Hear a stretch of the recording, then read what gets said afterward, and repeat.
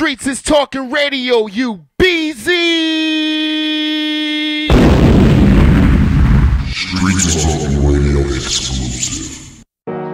In this life we live, there are two different kinds of people. Those people who live and those who exist. Now if you're one of those people who's living, ask yourself, what am I living for? What's up, y'all? It's D-Nas, Streets Talking Radio. Streets Talking Radio exclusive. We're sitting here with T-Ran. What's up? How y'all doing? Streets Talking. What's up? So I didn't get a chance to hear you at the Big Sean last night, but I heard that you rocked it. You know what I'm saying? Like people were saying, like one of the opening acts was one of the best acts of the night next to Big Sean. For anybody that's out here watching, they don't know who T-Ran is. They haven't been a part of HBCU, right? Like, you know what I'm saying, Howard or anywhere. Haven't got a chance to know who you are. Give them a chance. Well, my name is T-Ran, Tadell Randolph from Oakland, California. Man, I've been doing this music thing since I was 7. You know, I remember my mom, she was watching Crush Groove one day, and I just happened to walk in, and the Fat Boys, they were performing on the shout out to the Fat Boys. The Don't You Dog Me, and they had all the girls, and originally that's all I want the girls. So I started rapping, and I just got my notepad and was really just going from then on, just putting my thoughts and my poetry onto the paper. And it just fostered into something and where I am today. But like that's really who I am. I'm hip hop. I'm music. I'm an educated black man. I'm a fighter for my people, and I'm a fighter for making moves and pulling together a movement. So, starting at 7, what age can you say that you felt that it was really something, that music was something that you really wanted to pursue? I can't remember how old I was, but it was 2004. I mean, it was 2004. That's when I put in a college dropout for the first time. And actually, people who to know, Kanye West is musically, that's like my hero. And so when I put that CD in, it was like, man, I was born again as far as musically. And it was one because Kanye, he was raised by his mother. I was raised by my mom. My mom was a single parent. My father passed away, and I was one. And he was the first rapper that I could identify with, and I could really relate to, whether it being people considered me to be an a-hole, or whether it be arrogant, or whether it just be the soulful aspect, or just the substance in the music. Because I felt that a lot of rappers really weren't mixing the substance in properly to where it was universal.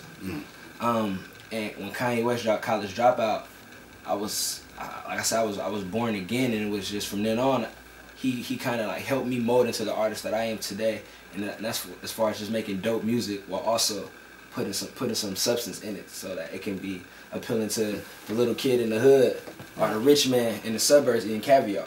So that's really. What do you think about his new album? I think it's a classical classic, and I say that just because it's really classical as far as the production wise. Production wise, it's genius, and lyrically, we all can tell that Kanye has grown as a lyricist, and more so metaphorically, and also just either consciously or just his personality is kind of, his music reflects how he's feeling, and I personally love it. I listen to that album every day. My favorite song on the album is Dark Fantasy, and that song just puts me in my own situations where I'm thinking, can we get much high? Like, it's a song that really just motivates me to keep going. It's a dope joint. So let's talk about the music, and let's continue on Kanye. Okay. One thing that I've said is that people think I'm joking, but I'm actually really kind of serious. I said when Jay-Z stops rapping, Kanye's 5 years away from being the best. Is that? When you're making your music, are you thinking of, I want to be on the same level as one of my idols, or are you making music for yourself? Like, what is the concept when you're getting into the studio? My concept is, Kanye is the artist that I feel like I have to grow, and that's kind of, most rappers thought that Jay-Z was the artist that they had to be. Kanye, I feel like he was the artist he had to be, and I feel like Kanye is now the artist that I have to beat or actually get something from. But I just make music for really, I make music that I like to hear, and I feel like my story and what I put in the music is appealing to other people, because a lot of people may have went through the same situations I went through. My music is very, very candid, so although I make the music for me, I hope that you can take something from it that can help you. It was crazy when I did an Unthinkable remix to Alicia Keys' joint Unthinkable. I did it on suicide, because this year was just a lot of suicides going on, and I knew a guy who personally passed away from suicide, about 3 years ago. He hung himself. And so what I did from that, I just took that situation I learned, put myself in his shoes if I was writing a suicide letter to my family. And this girl hit me on Twitter when I put it up on Twitter saying that song changed her life. And this was me, a little artist, doing this, and it was just me taking something that I felt in. How does that make you? I mean, like let's be like for me. Yeah. I mean, I would someone have like an ego to a certain degree, like. I'm kind of that man. Like, how does that make you feel when somebody's hitting you and they're giving you that type of love and they're telling you that your music is pushing them in any type of way? It's very humbling because, like me, when I'm writing, like for real, I be thinking about, man, this some dope music. But at the same time, when I put it out, I'm in a situation like, man, are they really gonna like it though? Because now I'm putting a piece of me to you. I'm not one of those rappers that's rapping about things I don't have or whatever. Everything I say is really things that I've experienced or that I've seen and that I'm taking and creating this poetry and this poems and this music for. And by them just showing me love, it's letting me know that I'm doing the right thing, and in return I show the love right back. So we can't pop bottles every day, and you know what I'm saying, we can't you know what I'm saying, just spend hundreds every day, man. We can, but we can't make all our music. We can't make all our music about that. When we got other people. When we live in the country in a recession. When there's hungry kids on the streets and we just. And you ain't got it either. And you don't. And you can't say you riding in a Maybach when you riding in a scraper. You know what I'm saying? I got a smash bucket. It's called the Ghostbusters, y'all. It's yellow. Y'all gonna see it around. For sure. So college dropout. People might not know that you are actually in school. Yeah. Full ride scholarship. Yeah. Howard University. HU. Go Bisons. Bison. What's up? I got family out there. What up? Yeah, I'm riding. The real HU. To all the happy people out there. So you got a chance. I mean, you've rocked some stages in DC, and you got a chance to rock the Yard Fest. And for people that don't know about Howard's Yard Fest, it's probably one of the biggest platforms as far as homecomings, especially for historically black colleges. What is it like to be on that stage and be in front of, you know what I'm saying, 3,000, 2,000? I mean, there's people that have been in the game, and the biggest they've done is 500 in a building. Like, to do 3,000 people that don't all know who you are and they all come from so many different areas. How does that feel?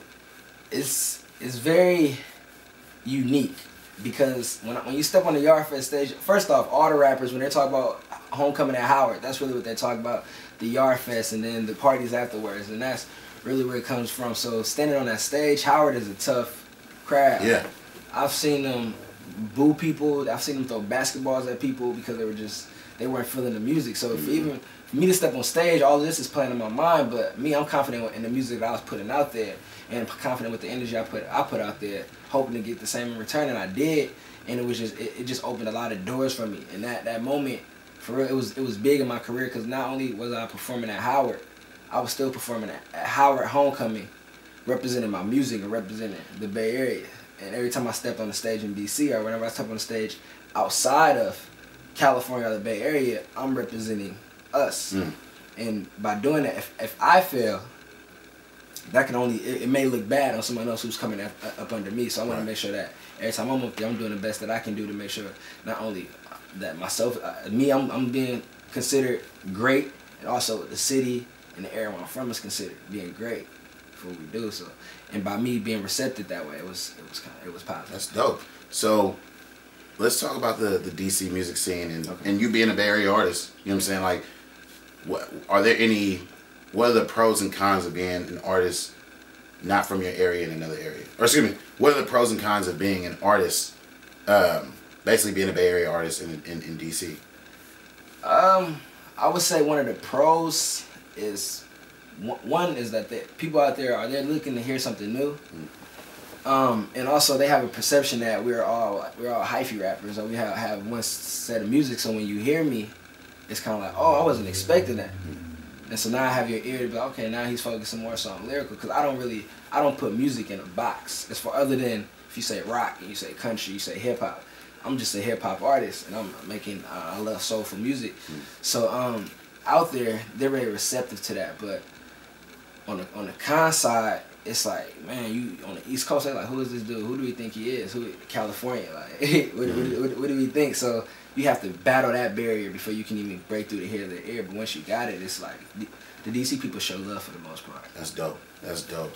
So if anybody wants to, get in contact, they want to know any music that you've done, or they want to, hit you on Twitter, hit you on Facebook, where are some places where can they find you at? You can hit me up on Twitter at @T_Ran_hip-hop. You can also hit me on Facebook. My fan page is T-Ran. You can hit me on, I have a blog, dreamersdreamland.bandcamp.com. Bandcamp, t-ran.bandcamp.com. That's really where I'm at. I keep it tight. I don't want to make it complicated. I put myself out there. And the Twitter is T_Ran_hip-hop.